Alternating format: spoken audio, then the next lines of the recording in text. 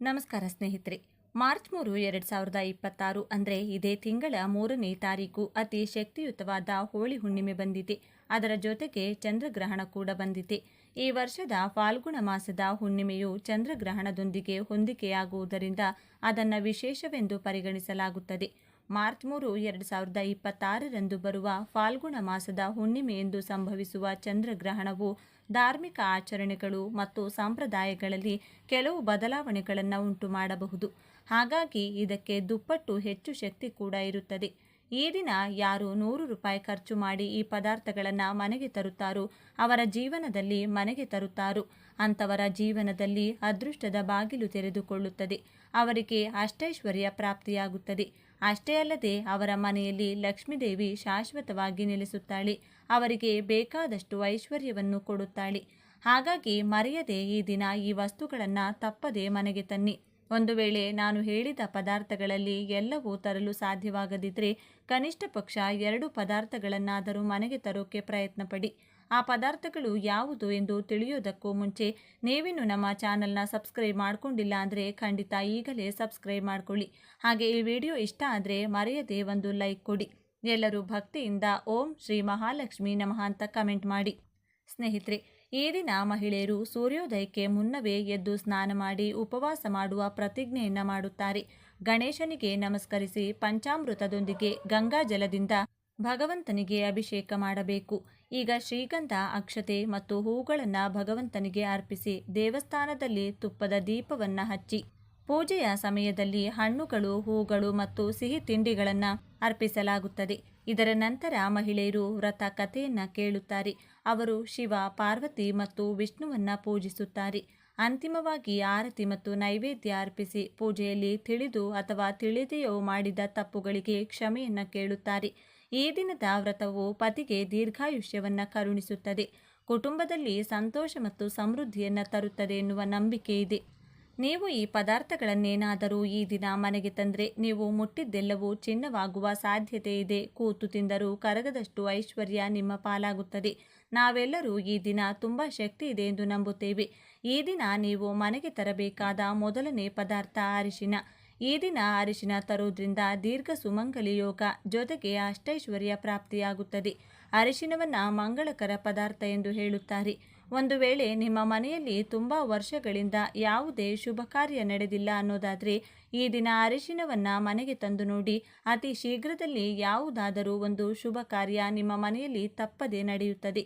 ನಮ್ಮ ಪುರಾಣಗಳಲ್ಲೂ ಕೂಡ ಇದರ ಬಗ್ಗೆ ಒಂದು ಉಲ್ಲೇಖವಿದೆ. ಅದೇನೆಂದರೆ, ಪರ್ವ ದಿನಗಳಲ್ಲಿ ಅರಿಶಿನವನ್ನು ಮನೆಗೆ ತರೋದ್ರಿಂದ ಸಕಾರಾತ್ಮಕ ಶಕ್ತಿ ಮನೆಯೊಳಗೆ ಪ್ರವೇಶಿಸುತ್ತದೆ. ಹಾಗೆ ನಕಾರಾತ್ಮಕ ಶಕ್ತಿ ಮನೆಯಿಂದ ಹೊರಗೆ ಹೊರಟು ಹೋಗುತ್ತದೆ ಎಂದು ಹೇಳಲಾಗಿದೆ. ಇನ್ನು ಈ ದಿನ ನೀವು ಮನೆಗೆ ತಂದ ಅರಿಶಿನದಿಂದ ಹಾಲನ್ನು ಬಳಸಿ ಒಂದು ಲಕ್ಷ್ಮಿ ಬೊಂಬೆಯನ್ನು ತಯಾರಿಸಿ ಅದನ್ನು ದೇವರ ಮನೆಯಲ್ಲಿಟ್ಟು ಪೂಜೆ ಮಾಡಿ.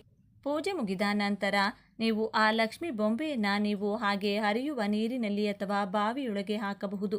ಅಥವಾ ಅದನ್ನು ಪುಡಿ ಪುಡಿ ಮಾಡಿ ಚೆನ್ನಾಗಿ ಒಣಗಿಸಿ ಒಂದು ಡಬ್ಬಿಯಲ್ಲಿ ತುಂಬಿಟ್ಟುಕೊಂಡು ನೀವು ಸ್ನಾನ ಮಾಡುವ ಮುಂಚೆ ಅದನ್ನು ಹಚ್ಚಿಕೊಂಡು ಸ್ನಾನ ಮಾಡಿದರೆ ಮೈಯಲ್ಲಿರುವಂಥ ದುರದೃಷ್ಟ ಹೊರಟು ಹೋಗಿ ಅದೃಷ್ಟ ಬರುತ್ತದೆ. ಹಾಗೆ ಮೈಯೊಳಗೆ ಸಕಾರಾತ್ಮಕ ಶಕ್ತಿ ಪ್ರವೇಶಿಸುತ್ತದೆ. ದೀರ್ಘ ಸುಮಂಗಲಿ ಯೋಗ ಹೆಚ್ಚಾಗುತ್ತದೆ. ಮೈಯಲ್ಲೂ ಮುಖದಲ್ಲೂ ಕಳೆ ಹೆಚ್ಚಾಗುತ್ತದೆ. ಆದರೆ ನಾವು ಈ ಅರಿಶಿನದಿಂದ ಲಕ್ಷ್ಮಿ ಬೊಂಬೆಯನ್ನು ತಯಾರಿಸಿದ ಕಾರಣ ಇದನ್ನು ಕಾಲಿಗೆ ಹಚ್ಚಬಾರದು. ಇನ್ನು ಈ ದಿನ ಮನೆಗೆ ತರಬೇಕಾದ 2ನೇ ಪದಾರ್ಥ ಕಲ್ಲುಪ್ಪು. ಈ ದಿನ ಕಲ್ಲುಪ್ಪನ್ನು ಕೊಂಡುಕೊಂಡು ಮನೆಗೆ ತಂದರೆ ತುಂಬಾ ಒಳ್ಳೆಯದು. ಉಪ್ಪು ಲಕ್ಷ್ಮೀದೇವಿಗೆ ತುಂಬ ಇಷ್ಟ. ಉಪ್ಪು ಹಾಗೂ ಲಕ್ಷ್ಮೀದೇವಿ ಇಬ್ಬರು ಸಮುದ್ರದಿಂದಲೇ ಹುಟ್ಟಿರೋದ್ರಿಂದ ಉಪ್ಪು ಎಲ್ಲಿದ್ದರೆ ಲಕ್ಷ್ಮೀದೇವಿ ಅಲ್ಲಿರುತ್ತಾಳೆ ಎಂದು ಹೇಳುತ್ತಾರೆ. ಹಾಗಾಗಿ ಶುಕ್ರವಾರಗಳು, ಹುಣ್ಣಿಮೆ, ಅಮಾವಾಸ್ಯೆ, ಲಕ್ಷ್ಮೀ ಹಬ್ಬ ಮುಂತಾದ ದಿನಗಳಲ್ಲಿ ಮಹಾಲಕ್ಷ್ಮಿಯನ್ನು ನಿಮ್ಮ ಮನೆಗೆ ಆಹ್ವಾನಿಸಲು ತಪ್ಪದೆ ಕಲ್ಲುಪ್ಪನ್ನು ಮನೆಗೆ ತಂದುಕೊಳ್ಳಿ. ಈ ದಿನ ಈ ರೀತಿ ಕಲ್ಲುಪ್ಪನ್ನು ಮನೆಗೆ ತಂದು ನಿಮ್ಮ ದೇವರ ಮನೆಯಲ್ಲಿ ಇಟ್ಟುಕೊಂಡ್ರೆ ತಲೆಮಾರುಗಳವರೆಗೂ ಕರಗದಷ್ಟು ಆಸ್ತಿ ನಿಮ್ಮದಾಗುತ್ತದೆ. ಹಣಕ್ಕೆ ಯಾವಾಗಲೂ ಕೊರತೆ ಬರುವುದಿಲ್ಲ. ಹಣ ಪ್ರವಾಹದಂತೆ ಬರಲು ಅವಕಾಶಗಳು ಹುಟ್ಟಿಕೊಳ್ಳುತ್ತದೆ. ಹಿಂದಿನ ಕಾಲದವರು ಈ ದಿನ ಕಲ್ಲುಪ್ಪನ್ನು ಮನೆಗೆ ತಂದು ಅದನ್ನು ಮಣ್ಣಿನ ಮಡಕೆಯಲ್ಲಿ ತುಂಬಿ ಅದರೊಳಗೆ ಕೆಲವು ನಾಣ್ಯಗಳನ್ನು ಹಾಕಿ ದೇವರ ಮನೆಯಲ್ಲಿಡುತ್ತಿದ್ದರು. ಈಗಲೂ ಹಿರಿಯರು ಇರುವ ಮನೆಯಲ್ಲಿ ಇದನ್ನು ಮಾಡುತ್ತಾರೆ. ಮಾರ್ವಡಿಗಳು ಈ ಪರಿಹಾರವನ್ನು ಹೆಚ್ಚಾಗಿ ಮಾಡುತ್ತಾರೆ. ಅವರು ಈ ರೀತಿ ಉಪ್ಪನ್ನ ಅಂಗಡಿಯಲ್ಲಿ ಹಾಗೂ ಮನೆಗಳಲ್ಲಿ ಈ ದಿನ ಕೆಲವು ನಾಣ್ಯಗಳನ್ನು ಹಾಕಿಡುತ್ತಾರೆ. ಆದ್ದರಿಂದಲೇ ಮಾರ್ವಡಿಗಳ ಕೈಯಲ್ಲಿ ಯಾವಾಗಲೂ ಕೂಡ ಹಣ ಇರುತ್ತದೆ. ಉಪ್ಪಿನಲ್ಲಿ ಹಣ ಇಟ್ಟರೆ ಅದು ಬೆಳೆಯುತ್ತದೆ ಎಂದು ಪೂರ್ವಕಾಲದಿಂದಲೂ ಒಂದು ನಂಬಿಕೆ ಇದೆ.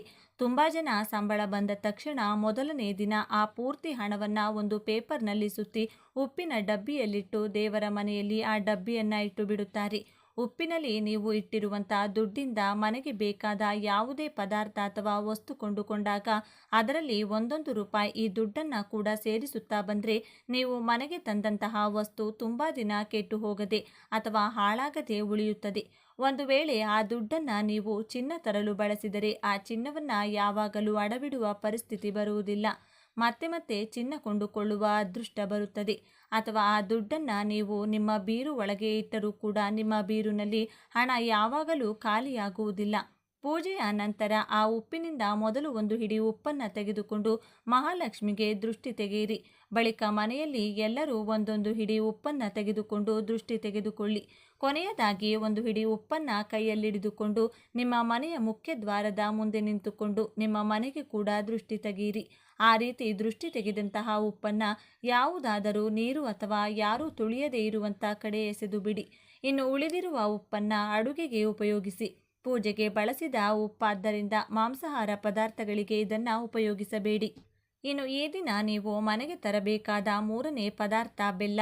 ಈ ಮಹಾಲಕ್ಷ್ಮಿಗೆ ಬೆಲ್ಲ ಅಂದರೂ ಬೆಲ್ಲದಿಂದ ತಯಾರಿಸಿದ ಸಿಹಿ ಅಂದರೂ ತುಂಬ ಇಷ್ಟ. ಹಬ್ಬದ ದಿನಗಳಲ್ಲಿ ಬೆಲ್ಲವನ್ನು ಮನೆಗೆ ತಂದರೆ ತುಂಬ ಒಳ್ಳೆಯದು. ಹಬ್ಬದ ದಿನಗಳಲ್ಲಿ ಸಿಹಿ ಪದಾರ್ಥ ತಯಾರಿಸಬೇಕು ಎನ್ನುವುದಕ್ಕೆ ಇದು ಕೂಡ ಒಂದು ಕಾರಣವೇ. ಹಾಗಾದರೂ ಜನ ಮನೆಗೆ ಏಲಕ್ಕಿ ಬೆಲ್ಲ ತರುತ್ತಾರಲ್ಲ, ಅದಕ್ಕಾಗಿ ಈ ದಿನ ಬೆಲ್ಲವನ್ನು ಮನೆಗೆ ತರೋದ್ರಿಂದ ಅತಿ ಬೇಗನೆ ಸಿಹಿ ಸುದ್ದಿ ಕೇಳುತ್ತೀರಿ. ಇನ್ನು ನೀವು ಮನೆಗೆ ತಂದ ಬೆಲ್ಲದಲ್ಲಿ ಒಂದು ತುಂಡನ್ನು ಮಹಾಲಕ್ಷ್ಮಿಯ ಮುಂದೆ ಇಟ್ಟು ಉಳಿದಿರುವುದರಲ್ಲಿ ಯಾವುದಾದರೂ ಸಿಹಿ ನೈವೇದ್ಯ ತಯಾರಿಸಿ ದೇವಿಗೆ ಸಮರ್ಪಿಸಿ. ಇನ್ನು ನೀವು ಈ ದಿನ ಮನೆಗೆ ತರಬೇಕಾದ ನಾಲ್ಕನೇ ಪದಾರ್ಥ ಏಲಕ್ಕಿ. ಏಲಕ್ಕಿಯನ್ನು ಮನೆಗೆ ತರೋದ್ರಿಂದ ಅದೃಷ್ಟ ಐಶ್ವರ್ಯ ಬರುತ್ತದೆ. ನೀವು ಈ ರೀತಿ ತಂದ ಏಲಕ್ಕಿಯಿಂದ ಒಂದು ಹಾರವನ್ನು ತಯಾರಿಸಿ ಅದನ್ನು ಲಕ್ಷ್ಮೀ ದೇವಿ ಅಥವಾ ನಿಮ್ಮ ಮನೆಯಲ್ಲಿ ವೆಂಕಟೇಶ್ವರ ಸ್ವಾಮಿ ಫೋಟೋ ಇದ್ದರೆ ಅದಕ್ಕೆ ಹಾಕಿ. ಈ ಹಾರವನ್ನು ಒಂದು ವಾರದವರೆಗೂ ಫೋಟೋ ಮೇಲೆ ಹಾಕಿ ಬಿಡಬೇಕು. ವಾರದ ನಂತರ ಆ ಮಾಲೆಯನ್ನು ತೆಗೆದು ಏಲಕ್ಕಿಯನ್ನು ಬಿಡಿಸಿ ನಿಮ್ಮ ಪರ್ಸ್ ಒಳಗೆ ಬೀರು ಒಳಗೆ ಇಟ್ಕೊಂಡು ಉಳಿದಿರುವುದನ್ನು ಅಡುಗೆಗೆ ಬಳಸಿಕೊಳ್ಳಿ. ಇದು ಪೂಜೆಗೆ ಉಪಯೋಗಿಸಿರೋದ್ರಿಂದ ಮಾಂಸಾಹಾರ ಅಡುಗೆಗಳಿಗೆ ಬಳಸಬೇಡಿ. ಯಾವುದಾದರೂ ನೈವೇದ್ಯಕ್ಕೆ ಉಪಯೋಗಿಸಿದರೆ ಒಳ್ಳೆಯದು. ಇದೇ ಸ್ನೇಹಿತರೆ, ನೀವು ಈ ದಿನ ತರಬೇಕಾದಂಥ 4 ಪದಾರ್ಥಗಳು. ಬರೀ 100 ರೂಪಾಯಿಯಲ್ಲಿ ಈ 4 ಪದಾರ್ಥಗಳು ಕೂಡ ನಾವು ಮನೆಗೆ ತರಬಹುದು. 100 ರೂಪಾಯಿ ಖರ್ಚು ಮಾಡಿದರೆ ಒಂದು ವರ್ಷವಿಡೀ ಕೈತುಂಬ ಹಣ ಬರುತ್ತಾ ಇರುತ್ತದೆ. ಹಾಗಾಗಿ ಮರೆಯದೆ ಈ 4 ಪದಾರ್ಥಗಳನ್ನು ತಂದುಕೊಳ್ಳಿ. ಒಂದು ವೇಳೆ ಯಾವುದಾದರೂ ಕಾರಣದಿಂದ 4 ಪದಾರ್ಥಗಳು ತರಲು ಸಾಧ್ಯವಾಗದಿದ್ದರೆ ಕನಿಷ್ಠ ಪಕ್ಷ 2 ಪದಾರ್ಥಗಳನ್ನಾದರೂ ತಪ್ಪದೇ ತಂದುಕೊಳ್ಳಿ. ಈ ವಿಡಿಯೋ ನಿಮಗೆ ಇಷ್ಟ ಆದರೆ ಲೈಕ್ ಮಾಡಿ, ಶೇರ್ ಮಾಡಿ. ಇಂಥ ಹೆಚ್ಚಿನ ಉತ್ತಮ ಮಾಹಿತಿಗಳಿಗಾಗಿ ತಪ್ಪದೇ ನಮ್ಮ ಚಾನಲ್ನ ಸಬ್ಸ್ಕ್ರೈಬ್ ಮಾಡಿಕೊಳ್ಳಿ. ಈ ವರ್ಷ 2026 ಮಾರ್ಚ್ 3 ಹೋಳಿ ಹುಣ್ಣಿಮೆಯ ದಿನ ಪೂರ್ಣ ಚಂದ್ರಗ್ರಹಣ ಬಂದಿದೆ. 2026ರ ಮೊದಲ ಪೂರ್ಣ ಚಂದ್ರಗ್ರಹಣ ಫಾಲ್ಗುಣಿ ಪೂರ್ಣಿಮೆಯ ಶುಭ ಸಂದರ್ಭದಲ್ಲಿ ಸಂಭವಿಸುವುದು. ಅಂದರೆ ಹೋಳಿ ಹಬ್ಬದ ಸಂದರ್ಭದಲ್ಲಿ ಸಂಭವಿಸುವುದು.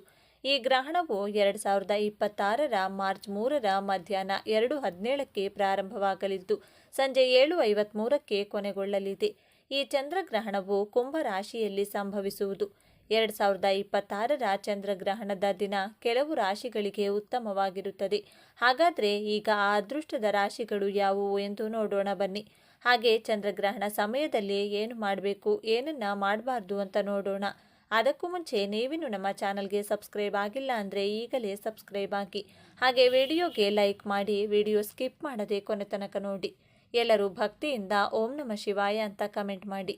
2026ರಲ್ಲಿ 4 ಗ್ರಹಣಗಳು ಸಂಭವಿಸಲಿವೆ. ಇದರಲ್ಲಿ 2 ಸೂರ್ಯಗ್ರಹಣ ಮತ್ತು 2 ಚಂದ್ರಗ್ರಹಣವಾಗಿದೆ.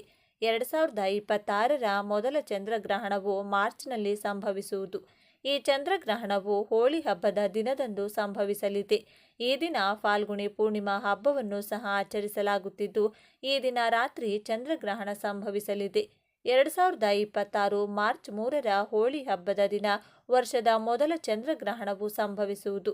ಈ ಚಂದ್ರಗ್ರಹಣ ಕೆಂಪು ಬಣ್ಣದಿಂದ ಕೂಡಿರಲಿದೆ. ಈ ಪೂರ್ಣ ಚಂದ್ರಗ್ರಹಣವು ವರ್ಷದ ಮೊದಲ ಚಂದ್ರಗ್ರಹಣ 2026 ಮಾರ್ಚ್ 3ರ ಮಧ್ಯಾಹ್ನ 3:20ರಿಂದ ಸಂಜೆ 6:47ರವರೆಗೆ ಇರಲಿದೆ. ಆದರೆ ಇದರ ಸೂತಕ ಸಮಯವು ಬೆಳಿಗ್ಗೆಯಿಂದ ಪ್ರಾರಂಭವಾಗಲಿದೆ. ಚಂದ್ರಗ್ರಹಣದ ಸೂತಕ ಕಾಲ ಗ್ರಹಣದ 9 ಗಂಟೆಯ ಮೊದಲು ಶುರುವಾಗುವುದು. ಹಾಗಾಗಿ ಈ ಚಂದ್ರಗ್ರಹಣದ ಸೂತಕ ಸಮಯ ಬೆಳಿಗ್ಗೆ 6:20ಕ್ಕೆ ಶುರುವಾಗಿ ಸಂಜೆ 6:47ರವರೆಗೆ ಇರಲಿದೆ. ಇದರ ನಂತರ ಚಂದ್ರಗ್ರಹಣ ಕೊನೆಗೊಳ್ಳುವುದು. ಹಾಗಾಗಿ ವರ್ಷದ ಮೊದಲ ಚಂದ್ರಗ್ರಹಣದ ಪ್ರಭಾವ ಕೆಲವು ರಾಶಿಗಳಿಗೆ ಸೇರಿದ ಜನರ ಜೀವನದ ಮೇಲೆ ಯಾವೆಲ್ಲ ರೀತಿಯ ಪ್ರಭಾವ ಇರುವುದು ಎನ್ನುವ ತಿಳಿಯುವ ಕುತೂಹಲ ನಿಮಗಿದ್ರೆ ಈ ವಿಡಿಯೋವನ್ನು ತಪ್ಪದೇ ಕೊನೆವರೆಗೂ ನೋಡಿ. ವೃಷಭ ರಾಶಿ. ಈ ಚಂದ್ರಗ್ರಹಣ ವೃಷಭ ರಾಶಿಯವರಿಗೆ ಬಹಳಷ್ಟು ಮಂಗಳಕರ ಪ್ರಯೋಜನಗಳನ್ನು ನೀಡುತ್ತದೆ. ವೃಷಭ ರಾಶಿಯವರಿಗೆ ಧನಲಾಭ, ಜೀವನದಲ್ಲಿ ಸುಖ, ಶಾಂತಿ, ನೆಮ್ಮದಿ ಸಿಗಲಿದೆ.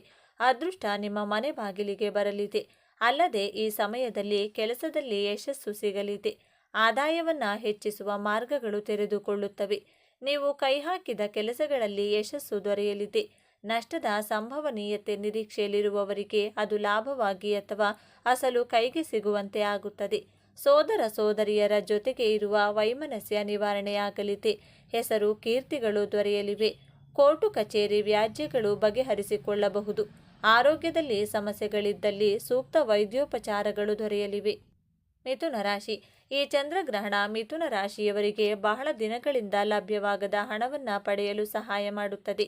ವೃತ್ತಿಪರವಾಗಿ ಅನೇಕ ಪ್ರಯೋಜನಗಳನ್ನು ಪಡೆಯಬಹುದು. ಕಚೇರಿಯಲ್ಲಿ ತಮ್ಮ ಅತ್ಯುತ್ತಮ ಕಾರ್ಯಕ್ಷಮತೆಗಾಗಿ ಉದ್ಯೋಗಿಗಳು ಮೆಚ್ಚುಗೆಯನ್ನು ಪಡೆಯುತ್ತಾರೆ. ದೀರ್ಘಾವಧಿಯ ಯೋಜನೆಗಳು ನೆರವೇರಲಿವೆ. ಸಮಾಜದಲ್ಲಿ ಮೌಲ್ಯ ಮತ್ತು ಗೌರವ ಹೆಚ್ಚಾಗುತ್ತದೆ. ಉದ್ಯೋಗ, ಹಣಕಾಸಿನ ವಿಚಾರಕ್ಕೆ ಸಂಬಂಧಿಸಿದಂತೆ ಚಿಂತೆಗಳು ಕಾಡುತ್ತಿದ್ದಲ್ಲಿ ಅದು ದೂರವಾಗಲಿದೆ.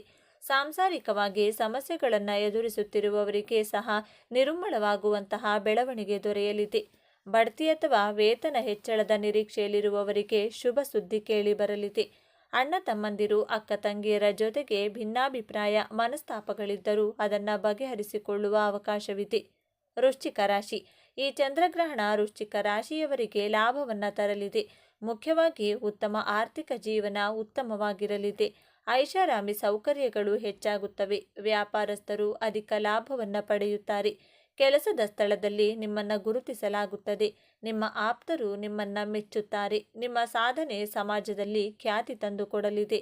ಸಂತಾನ ವಿಚಾರಕ್ಕೆ ಚಿಂತೆಗೆ ಒಳಗಾಗಿದ್ರೆ, ವ್ಯಾಪಾರ ವ್ಯವಹಾರಗಳಲ್ಲಿ ಹಣ ಹಾದು ಹಾಕಿ ಸಿಕ್ಕಿ ಹಾಕಿಕೊಂಡಿದೆ ಎಂದಾದಲ್ಲಿ, ಪಿತ್ರಾರ್ಜಿತ ಆಸ್ತಿ ವಿಚಾರಕ್ಕೆ ಗಂಭೀರ ವ್ಯಾಜ್ಯಗಳಿದ್ದಲ್ಲಿ ಇವೆಲ್ಲ ಉಲ್ಬಣವಾಗುವ ಅವಕಾಶಗಳಿವೆ. ಇಂಥದ್ದೇನೂ ಆಗಿಲ್ಲ ಎಂದಾದರೆ ಅದು ಕಾಣಿಸಿಕೊಳ್ಳಬಹುದು. ಇನ್ನು ಈ ಬಾರಿ ಮಿಶ್ರ ಫಲ ಇರುವುದರಿಂದ ಈ ಮೇಲ್ಕಂಡ ವಿಚಾರಗಳಲ್ಲಿಯೇ ಸಕಾರಾತ್ಮಕ ಬೆಳವಣಿಗೆಗಳನ್ನು ಸಹ ನಿರೀಕ್ಷೆ ಮಾಡಬಹುದು. ಧನುರಾಶಿ. ಧನುರಾಶಿಯವರಿಗೆ ಚಂದ್ರಗ್ರಹಣದಿಂದ ದೀರ್ಘಾವಧಿಯ ಆಸೆಗಳು ಈಡೇರುತ್ತವೆ.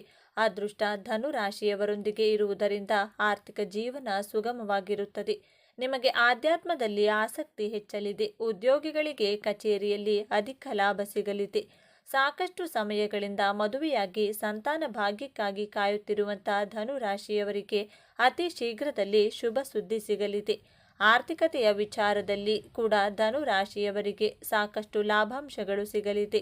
ಧನುರಾಶಿಯವರು ಮಾಡುವಂತಹ ಪ್ರತಿಯೊಂದು ಕೆಲಸಗಳಲ್ಲಿಯೂ ಕೂಡ ಭಾಗ್ಯದ ಜೊತೆಗಾರಿಕೆ ಸಿಗುವುದರ ಮೂಲಕ ಪ್ರತಿಯೊಂದು ವಿಚಾರದಲ್ಲಿಯೂ ಕೂಡ ಗೆಲುವನ್ನು ಸಾಧಿಸಲಿದ್ದಾರೆ. ಕುಂಭರಾಶಿ. ಚಂದ್ರಗ್ರಹಣ ಕುಂಭರಾಶಿಯವರಿಗೆ ಆರ್ಥಿಕ ಲಾಭವನ್ನು ತರುತ್ತದೆ. ಈ ಸಮಯದಲ್ಲಿ ಆತ್ಮವಿಶ್ವಾಸ ಮತ್ತು ಧೈರ್ಯ ಹೆಚ್ಚಾಗಲಿದೆ. ಉದ್ಯಮಿಗಳು ತಮ್ಮ ವ್ಯವಹಾರದಲ್ಲಿ ಸಾಕಷ್ಟು ಲಾಭವನ್ನು ಪಡೆಯುತ್ತಾರೆ. ಕೆಲಸದಲ್ಲಿ ನಿಮ್ಮ ಯೋಜನೆಗಳು ಉತ್ತಮ ಫಲಿತಾಂಶಗಳನ್ನು ನೀಡುತ್ತವೆ. ತಮ್ಮ ಉದ್ಯೋಗ ಕ್ಷೇತ್ರದಲ್ಲಿ ಮೇಲಿನ ಹಂತವನ್ನು ಪಡೆದುಕೊಳ್ಳುತ್ತಾರೆ ಹಾಗೂ ತಾವು ಮಾಡಿರುವಂತಹ ಕೆಲಸಕ್ಕೆ ಸರಿಯಾದ ಬಹುಮಾನವನ್ನು ಪಡೆದುಕೊಳ್ಳುತ್ತಾರೆ. ಯಶಸ್ಸಿನ ಕಡೆಗೆ ಹೋಗಬೇಕು ಎನ್ನುವಂಥ ನಿಮ್ಮ ಪರಿಶ್ರಮದ ದಾರಿ ಉತ್ತಮವಾದ ಪ್ರತಿಫಲವನ್ನು ನೀಡುವುದರಲ್ಲಿ ಯಾವುದೇ ಅನುಮಾನವಿಲ್ಲ. ಈ ದಾರಿ ಕಷ್ಟಕರವಾಗಿರುವುದಿಲ್ಲ. ಅದೃಷ್ಟ ನಿಮ್ಮ ಜೊತೆ ನೀಡುತ್ತದೆ. ಈ ಸಮಯದಲ್ಲಿ ಯಾವುದೇ ವಸ್ತುವಿನಲ್ಲಿ ಅಥವಾ ವಿಚಾರದಲ್ಲಿಯೂ ಕೂಡ ಹಣವನ್ನು ಖರ್ಚು ಮಾಡುವಾಗ ಬುದ್ಧಿವಂತಿಕೆಯಿಂದ ಹಣವನ್ನು ಖರ್ಚು ಮಾಡಿ. ಈ ಸಮಯದಲ್ಲಿ ನಿಮ್ಮ ಆರ್ಥಿಕ ಪರಿಸ್ಥಿತಿಯನ್ನು ಸುಧಾರಿಸಿಕೊಳ್ಳುವಂಥ ಅವಕಾಶವನ್ನು ಕೂಡ ನೀವು ಪಡೆದುಕೊಳ್ಳುತ್ತೀರಿ. ಉತ್ತಮ ಸಲಹೆಗಾರರು ಅಥವಾ ಮಾರ್ಗದರ್ಶಕರ ಬಳಿ ವಿಚಾರಿಸಿದ ನಂತರವಷ್ಟೇ ಆರ್ಥಿಕ ವಿಚಾರದಲ್ಲಿ ಯಾವುದೇ ನಿರ್ಧಾರವನ್ನು ನೀವು ತೆಗೆದುಕೊಳ್ಳಬಹುದಾಗಿದೆ. ಈ ಸಂದರ್ಭದಲ್ಲಿ ಪ್ರಮುಖವಾಗಿ ನೀವು ತೋರಬೇಕಾಗಿರುವ ಗುಣ ಅಂದರೆ ತಾಳ್ಮೆ. ತಾಳ್ಮೆಯಿಂದಲೇ ಪ್ರತಿಯೊಂದು ನಿರ್ಧಾರಗಳನ್ನು ತೆಗೆದುಕೊಳ್ಳಿ. ಮೀನರಾಶಿ. ಚಂದ್ರಗ್ರಹಣ ಮೀನರಾಶಿಯವರಿಗೆ ವ್ಯಾಪಾರದಲ್ಲಿ ಪ್ರಗತಿಯನ್ನ ತರುತ್ತದೆ. ಅಂದುಕೊಂಡ ಕೆಲಸಗಳು ಸಿಗಲಿದ್ದು ಧನಲಾಭ ಹೆಚ್ಚಾಗಲಿದೆ. ಮನೆಯಲ್ಲಿ ಎಲ್ಲ ಸೌಕರ್ಯಗಳು ಹೆಚ್ಚಾಗುತ್ತವೆ. ನೀವು ರಿಯಲ್ ಎಸ್ಟೇಟ್ ಉದ್ಯಮದಲ್ಲಿದ್ದರೆ ನಿಮಗೆ ಸಾಕಷ್ಟು ಲಾಭ ಸಿಗುತ್ತದೆ. ವಿದೇಶಕ್ಕೆ ಹೋಗುವ ನಿಮ್ಮ ಕನಸು ನನಸಾಗಲಿದೆ. ಸೂರ್ಯನ ಆಶೀರ್ವಾದದಿಂದಾಗಿ ಆರ್ಥಿಕವಾಗಿ ಸರ್ವ ರೀತಿಯ ಲಾಭಗಳು ಕೂಡ ದಕ್ಕಲಿದೆ. ವ್ಯಾಪಾರವನ್ನ ಪ್ರಾರಂಭ ಮಾಡುವುದಕ್ಕೆ ಹಾಗೂ ಇರುವಂತಹ ವ್ಯಾಪಾರವನ್ನ ಇನ್ನಷ್ಟು ದೊಡ್ಡ ಮಟ್ಟದಲ್ಲಿ ವಿಸ್ತರಣೆ ಮಾಡುವುದಕ್ಕೂ ಕೂಡ ಅವಕಾಶವಿದೆ. ವ್ಯಕ್ತಿತ್ವದಲ್ಲಿಯೂ ಕೂಡ ಸಾಕಷ್ಟು ಸಕಾರಾತ್ಮಕ ಬದಲಾವಣೆಗಳು ಮೂಡಿ ಬರುವುದರಿಂದಾಗಿ ಜನರಿಗೆ ನೀವು ಇನ್ನಷ್ಟು ಹತ್ತಿರವಾಗಲಿದ್ದೀರಿ. ದಾಂಪತ್ಯ ಜೀವನದಲ್ಲಿ ದಂಪತಿಗಳ ನಡುವೆ ಕೆಲವೊಂದು ಅಶಾಂತಿ ಮೂಡಿಸುವಂತಹ ಘಟನೆಗಳು ನಡೆಯಬಹುದು. ಆದರೆ ಈ ಸಂದರ್ಭದಲ್ಲಿ ಒಬ್ಬರಿಗೊಬ್ಬರು ಪರಸ್ಪರ ಕಷ್ಟಕ್ಕೆ ನೆರವಾಗುವ ರೀತಿಯಲ್ಲಿ ಹೊಂದಿಕೊಂಡು ಹೋಗಬೇಕಾಗಿರುತ್ತದೆ. ವ್ಯಾಪಾರದಲ್ಲಿ ವಿಶೇಷವಾಗಿ ಪಾರ್ಟ್ನರ್ಶಿಪ್ ವ್ಯವಹಾರವನ್ನು ಮಾಡಿದರೆ ಖಂಡಿತವಾಗಿಯೂ ನೀವು ಕೈತುಂಬ ಹಣವನ್ನು ಸಂಪಾದನೆ ಮಾಡುವುದರಲ್ಲಿ ಯಾವುದೇ ಅನುಮಾನವಿಲ್ಲ. ಪರಿಹಾರ: ಇದು ದ್ವಾದಶ ರಾಶಿಯವರು ಅನುಸರಿಸಿದರೆ ಉತ್ತಮ. ಗ್ರಹಣ ಸಂಭವಿಸುವ ದಿನ ಮನೆಯ ಹತ್ತಿರ ಇರುವ ಶಿವ ದೇವಾಲಯಕ್ಕೆ ತೆರಳಿ ಹಾಲಿನಿಂದ ರುದ್ರಾಭಿಷೇಕ ಮಾಡಿಸುವುದು ಉತ್ತಮ. ಇನ್ನು ಇದರ ಜೊತೆಗೆ ಚಂದ್ರಬಿಂಬ, ಬಿಳಿಯ ವಸ್ತ್ರ, ಅಕ್ಕಿ ಅಥವಾ ಭತ್ತ ಹಾಗೂ ಉದ್ದಿನ ಬೇಳೆಯನ್ನ ದಾನವಾಗಿ ನೀಡಬೇಕು. ಇದನ್ನ ವೀಳ್ಯದೆಲೆ, ಅಡಿಕೆ, ಬಾಳೆಹಣ್ಣು, ತೆಂಗಿನಕಾಯಿ ಸಹಿತವಾಗಿ ನೀಡಬೇಕು. ಇನ್ನು ಶಿವಾಷ್ಟೋತ್ತರ, ಚಂದ್ರಾಷ್ಟೋತ್ತರ ಪಠಣವನ್ನ ಮಾಡಿ. ಗ್ರಹಣದ ಸಮಯದಲ್ಲಿ ಇವುಗಳನ್ನು ಪಾಲಿಸಿ. ಚಂದ್ರಗ್ರಹಣದ ಸಮಯದಲ್ಲಿ ಮನೆಯಿಂದ ಹೊರಗೆ ಹೋಗಬಾರದು.